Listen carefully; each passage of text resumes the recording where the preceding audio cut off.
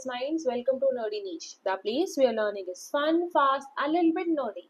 Make sure you hit the subscribe button and ring the bell icon क्योंकि हर lecture में आपको मिलेंगे cool facts, practice worksheets, and the things you didn't know you needed to know. So let's get into it. In today's lecture, we are going to discuss about sign convention of spherical mirror. साथ ही साथ हम discuss करेंगे mirror formula and linear magnification. Try करेंगे कि आज हम solve करें कुछ न्यूमेरिकल सो दैट आपके कॉन्सेप्ट्स और क्लियर हो पाए. आज की वर्कशीट में मैं आपको दूंगी कुछ previous year numerical so that आपकी प्रैक्टिस पूरे जोर शोर से आगे बढ़े.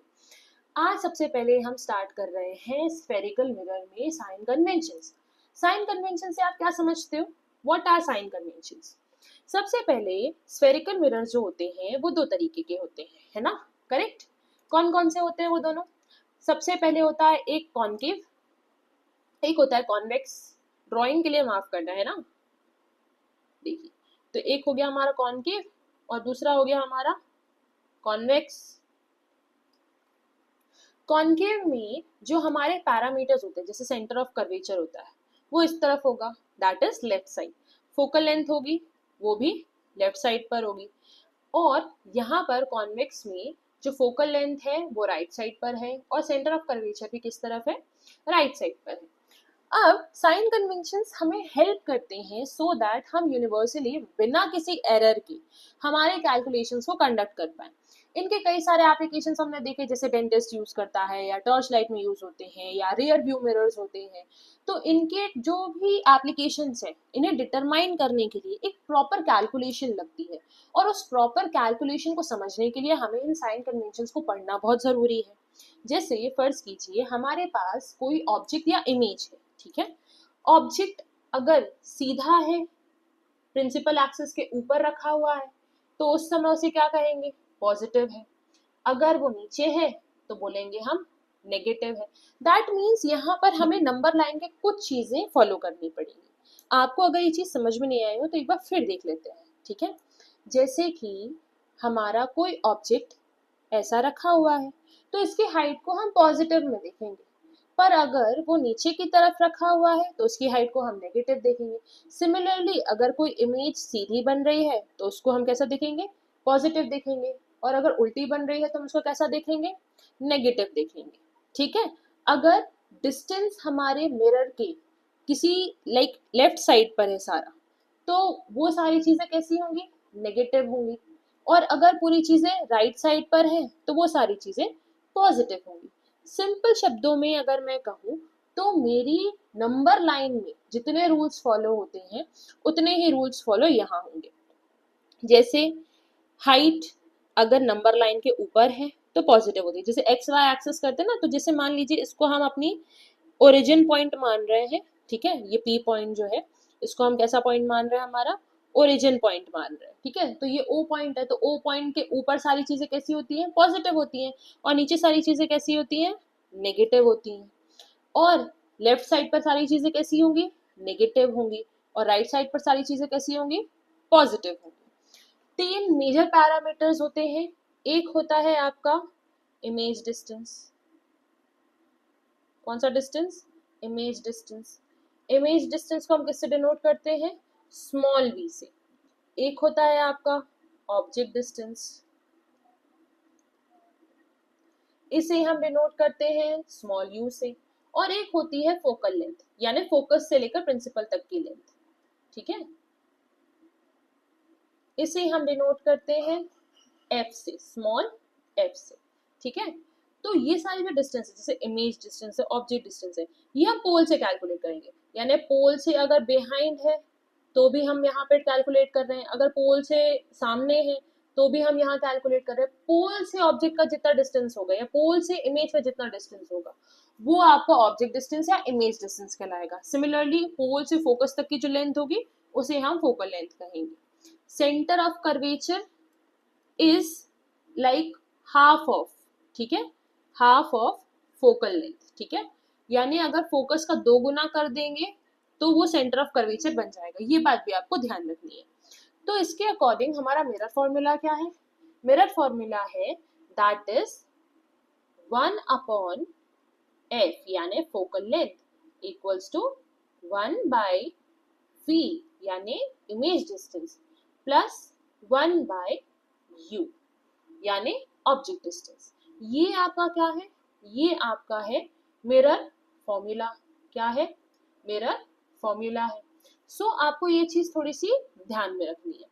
आपका लीनियर मैग्निफिकेशन क्या होता है? जैसे हमने 6 केसेस पढ़े हैं प्रीवियस लेक्चर में हमारी, किसके? कॉनकेव मिरर के। 2 केसेस पढ़े हैं कॉन्वेक्स के। तो हर एक केस में हम इमेज जो बनती है उसका साइज पता करते हैं, highly magnified, point size, very diminish. तो ये सब हमें कैसे पता चलेगा कि कोई इमेज कितनी मैग्नीफाई होगी, उसकी हाइट कितनी बढ़ जाएगी? तो ये पता करने के लिए हमारे पास एक रेशियो होता है जिसको हम कहते हैं मैग्निफिकेशन रेशियो। मैग्निफिकेशन रेशियो में magnification should be equal to height of image upon height of object। ठीक है, यानी height of image और height of object क्या हो रहा है हमारे यहाँ पर? यूज हो रहे हैं। ओके, और सिमिलरली अगर हमारे पास आई या ओ नहीं है, यानी इमेज की हाइट या ऑब्जेक्ट की हाइट नहीं है, तो हम इमेज डिस्टेंस और ऑब्जेक्ट डिस्टेंस का भी यूज कर सकते हैं। यानी मैग्निफिकेशन निकालने के लिए इधर यू नीड टू नो आई ओ यानी कि height of image, height of object, या फिर आप v और u से भी निकाल सकते हैं, यानी image distance and object distance. तो ये भी आपका एक इम्पॉर्टेंट पैरामीटर होगा। समझ में आया आपको? सो ये चीज आपको ध्यान में रखनी है कि आपकी ये फॉर्मूलाज कैसे हैं। अगर मैग्निफिकेशन नेगेटिव हुआ है, ठीक है, मैग्निफिकेशन की वैल्यू किसी भी वजह से नेगेटिव आई है, तो इमेज हमेशा रियल बनेगी। कैसी बनेगी? रियल बनेगी, रियल एंड इन्वर्टेड। और अगर किसी भी वजह से इसकी वैल्यू पॉजिटिव आ रही है, तो आपकी इमेज वर्चुअल रहेगी। कैसी बनेगी? वर्चुअल बनेगी। ठीक है, तो ये चीज आपको ध्यान में रखनी है कि नेगेटिव बनने पर रियल, पॉजिटिव बनने पर वर्चुअल।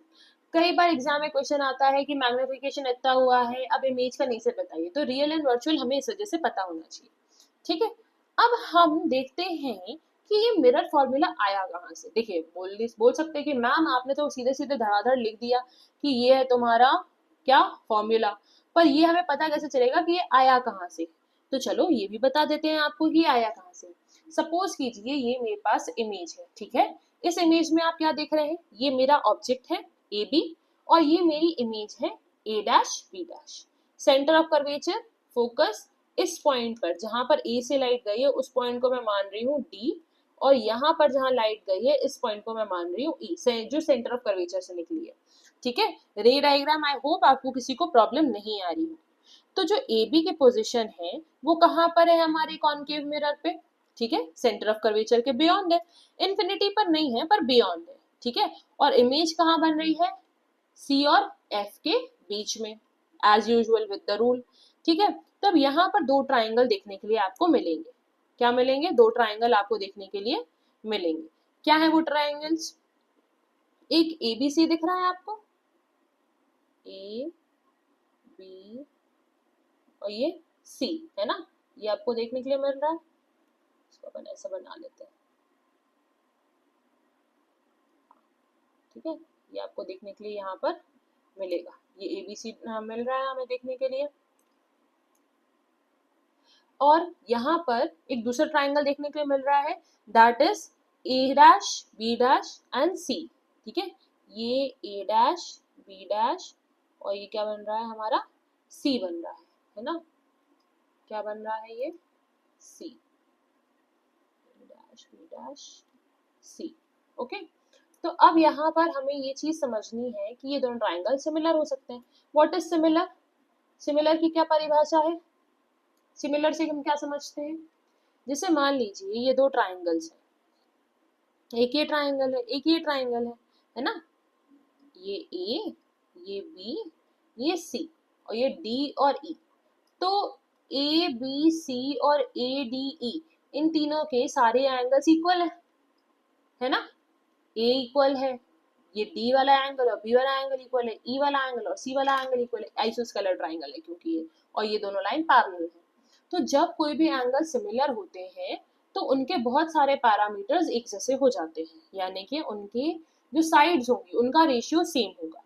साइड्स का रेशियो इन सेंस जैसे मान लीजिए ये मेरे दोनों ट्राइंगल सिमिलर है, एक तो ये वर्टिकली ऑपोजिट हो गया और ये हाइट है तो पैरेलल लाइंस हो गई, तो ये वाला एंगल जो है उसको थोड़ा सा अपन कलर दूसरा कर लेते हैं, एक ये वाला एंगल और एक ये वाला एंगल, ये दोनों इक्वल हो गए, ये वाला एंगल 90 डिग्री है, ये वाला एंगल इक्वल हो गया और ये वाला एंगल तो वर्टिकली ऑपोजिट है, तो ये सारे एंगल्स क्या हो गए हमारे, इक्वल हो गए।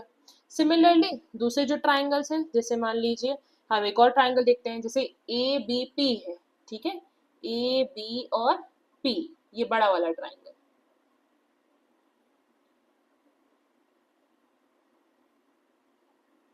जैसे ए बी पी है, ठीक है, तो ये ए बी पी ट्राइंगल हमारा कैसा हो रहा है, जैसे मान लीजिए ये है, ठीक है, ए बी पी ट्राइंगल मेरा, ठीक, तो ये ए बी पी ट्राइंगल मेरे किसके बराबर है,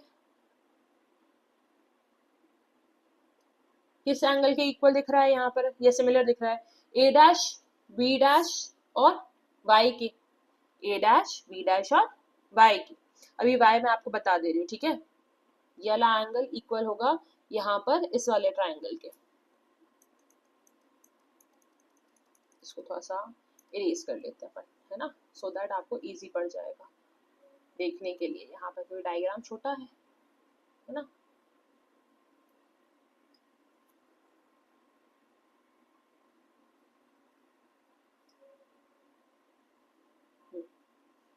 चलिए देखिए, यहाँ पर अब हम देख रहे हैं कि हमारा ए, ठीक है, A B P is similar to triangle A dash B dash and and P, ठीक है, A dash B dash and P के इक्वल है, ये वाला इस एंगल के इक्वल है ना, तो यहाँ पर अब क्या देखने के लिए मिल रहा है कि हमारे पास अगर ये दोनों ट्राइंगल इक्वल है, तो जैसे मान लीजिए मैं ए बी सी और सी बी ए, ये triangle A dash B dash C और ए बी सी, इनको अगर इक्वल मान रही हूँ, सिमिलर मान रही हूँ, तो जैसे मान लीजिए मैं ट्राइंगल कंडक्ट करूँ, triangle A,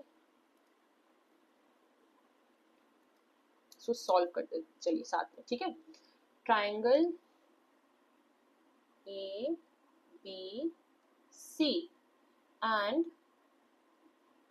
triangle A dash B dash and C, they are similar, है ना, they are similar, so therefore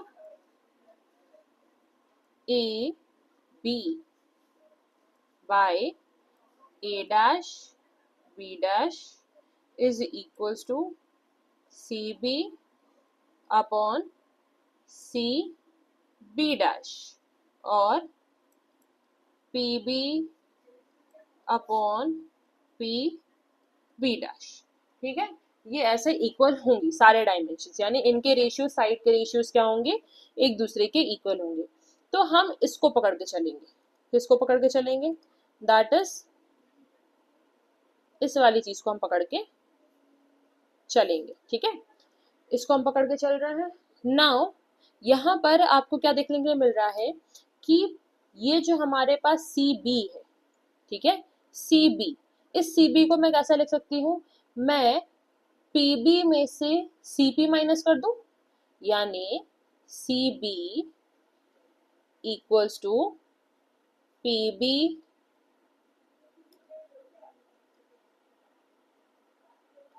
P B minus P C, correct, तो C B dash B C के जैसा होगा, C B dash equals to P C minus P B dash, ठीक है, अब हमें यहां से क्या समझ में आया कि जो पीबी है, ठीक है, देयरफॉर जो मेरा पीबी है, पीबी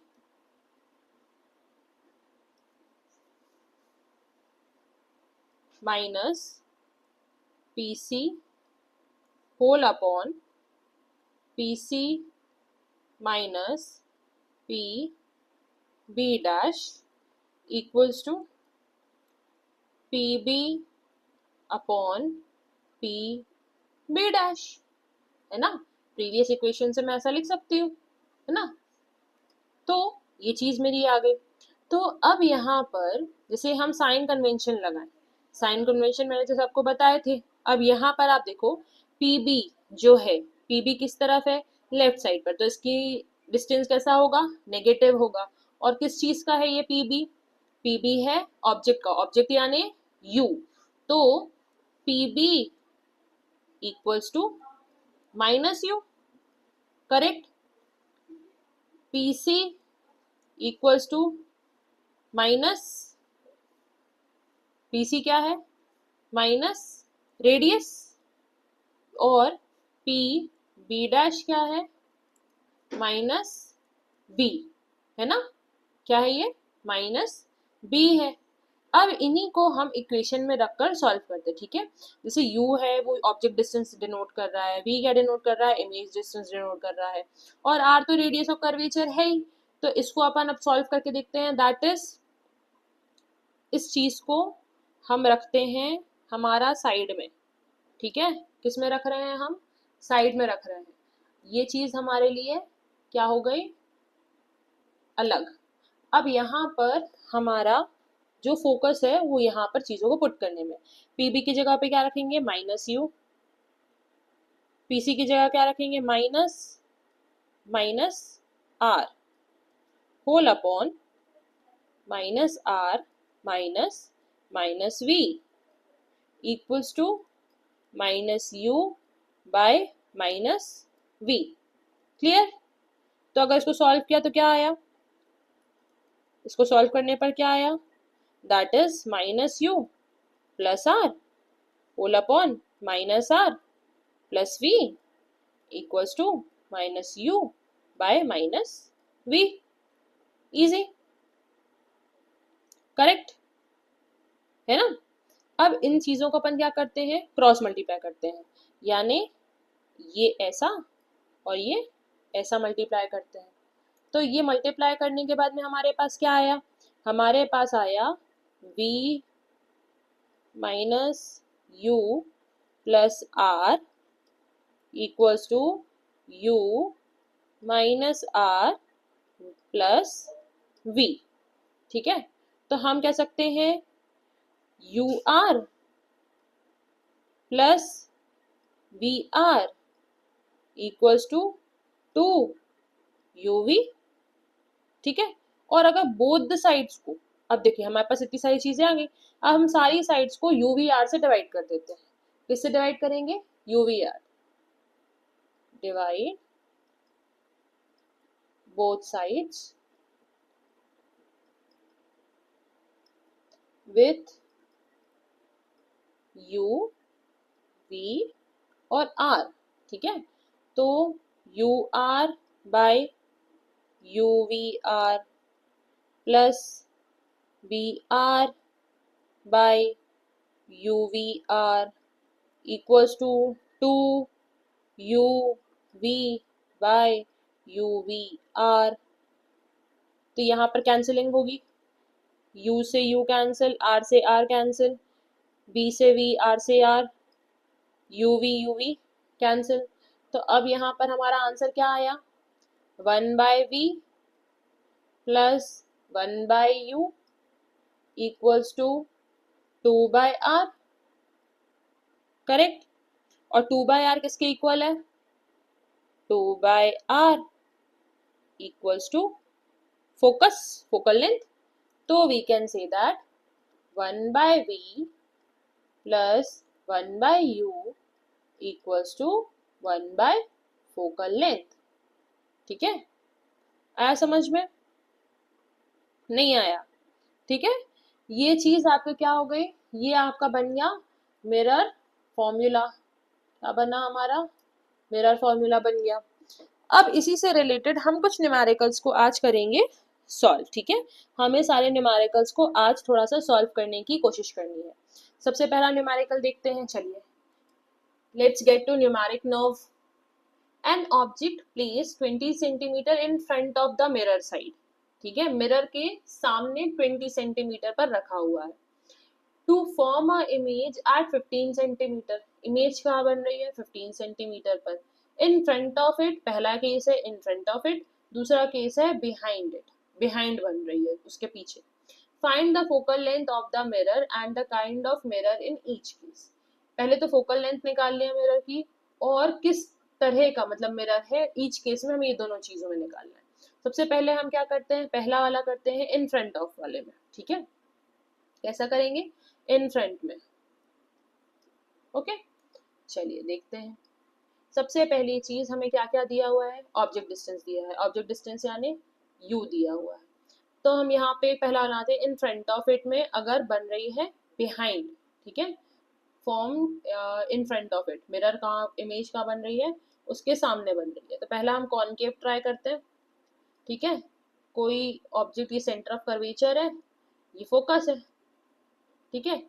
ऑब्जेक्ट रखा है 20 सेंटीमीटर पर और इमेज बन रही है 15 पर, ठीक। तो यहाँ पर तो एक कॉनकेव वाला बन सकता है। तो जैसे मान लीजिए पहला वाला है, उसमें हम कॉनकेव मानेंगे क्योंकि फ्रंट में बन रही है, तो कहाँ बनेगी? कॉनकेव में। बिहाइंड में बन सकती है कॉन्वेक्स में। तो u की जो वैल्यू होगी वो होगी -20 सेंटीमीटर, v की वैल्यू होगी -15 सेंटीमीटर, ठीक। अब यहाँ पे अपन देखना चालू करते हैं। 1/f equals to 1/v plus 1/u, ठीक। तो यहाँ पर क्या वैल्यू आई? 1/v कितना है? -15 प्लस u कितना है? -20। इन दोनों का एलसीएम लिया तो आया 60, करेक्ट। 60 आया ना। तो यहाँ पर जैसे इनका 60 आया तो 1/-15 plus 1/-20 equals to 1 by focal length, therefore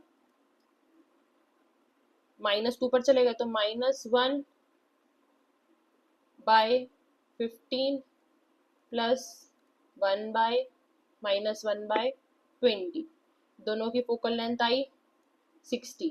तो दैट मीन्स 60 किया नीचे और ऊपर बनाया अपन ने, 15 4 जा तो -4 प्लस 23 जा तो -3 equal to 1 by focal length, that is -3 -7/60, यानी फोकल लेंथ कितनी हो गई? 60/7, -60/7 हो गई। इसको कैंसिल आउट करके आप आंसर निकाल सकते हो, नहीं तो ये इतने सेंटीमीटर पे भी चल जाएगा, ठीक है। अब मान लीजिए सेकेंड केस था बिहाइंड वाला, ठीक है। तो बिहाइंड वाले में हम क्या करेंगे? बिहाइंड वाले में हम कॉन्वेक्स बनाएंगे। कैसे बनाएंगे? कॉन्वेक्स। रे डायग्राम बनाना बहुत जरूरी है, ठीक है। तो यहाँ पर मैंने ऑब्जेक्ट रखा था और बिहाइंड में बना है इसका, ठीक है। तो अब इस कंडीशन में क्या होगा? जैसे मान लीजिए मेरा सेंटर ऑफ कर्वेचर यहाँ है, ये फोकस है, ठीक। तो अब इस सेकेंड केस में कैसा होगा? सेम, पर अब यहाँ पर v और u की वैल्यू बदल जाएगी। v जो था मेरा, that is object distance. Object distance, अब ऑब्जेक्ट कहाँ बन रहा है? बिहाइंड। बिहाइंड यानी प्लस में, तो +20 हो गया, +15 हो गया, सॉरी, ठीक है।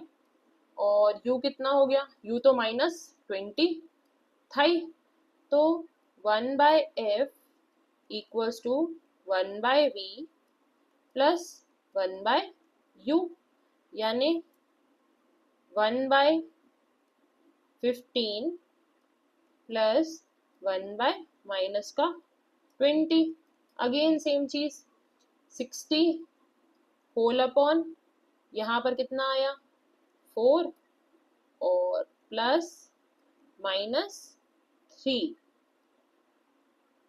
सॉरी +4, ये तो वैसा जाएगा ना, एलसीएम हुआ है,